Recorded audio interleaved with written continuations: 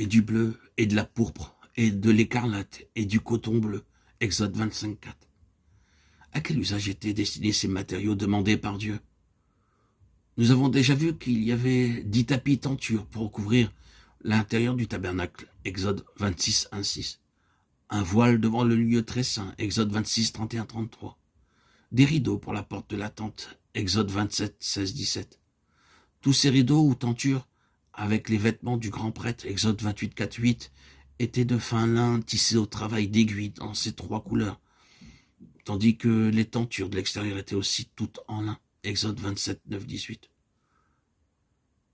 Le bleu est une couleur céleste. Lorsque nous voyons la couleur bleue, nous pensons toujours au ciel. Aussi, la couleur bleue nous rappelle notre vocation céleste, tandis que nous sommes sur terre. Bien qu'ici-bas, nous puissions avoir à travailler comme hommes d'affaires, employés, docteurs, enseignants, lorsque nous sommes sauvés, nous recevons une vocation céleste. Hébreux 3, 1. Une vocation céleste et un service céleste sont le privilège de chaque véritable croyant. Les questions les plus courantes que l'on nous pose dans les magasins, dans le train sont « Quel est votre nom? Quelle est votre profession ?» Nous répondons « Mon nom est un tel et je travaille comme agriculteur. » Mais parmi les chrétiens, nous ne disons pas « Quel est votre nom ?» Nous disons « Êtes-vous sauvé ?» signifiant « Êtes-vous un enfant de Dieu? Avez-vous trouvé la joie du Seigneur? Vos péchés sont-ils pardonnés? Avez-vous la vraie paix? Votre nom est-il écrit dans les cieux? C'est ce que nous demandons en tant que chrétiens. Puis, en second lieu, accomplissez-vous votre vocation céleste? Vous dites être né de nouveau, mais vivez-vous en conformité avec votre vocation céleste? Est-ce que vous gagnez des âmes pour votre Sauveur? Parlez-vous du Seigneur aux autres? Manifestez-vous la gloire de Dieu? Le diable est-il vaincu par vous à cause de votre fidélité à votre vocation céleste? Chaque pécheur dont les péchés ont été lavés par le Seigneur Jésus devient par le sang un compagnon de la vocation céleste. C'est ce que la couleur bleue nous rappelle.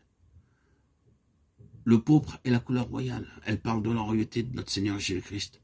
Souvenez-vous comment les soldats se moquèrent de lui, mirent sur lui un manteau de pourpre et dirent « Salut, roi des Juifs !» Jean 19, 2, 3. Dans leur moquerie, les hommes donnèrent au Seigneur Jésus-Christ une couronne d'épines, mais lui, il nous donne une couronne d'or. Dans leur moquerie, ils l'habillèrent de pourpre, mais en vérité, lui fait de nous des rois et des princes pour Dieu. Ainsi, la couleur pourpre dans le tabernacle était placée pour que le peuple se souvienne de son appel royal. Exode 19, 6. Bien que nous soyons des pécheurs, de misérables pécheurs, Dieu veut que nous devenions des rois et des princes. Voilà son amour pour nous. Nous pouvons avoir violé chaque loi de Dieu et l'avoir affligé pendant de nombreuses années. Cependant, le plan divin est que nous devenions actuellement ses rois et ses princes.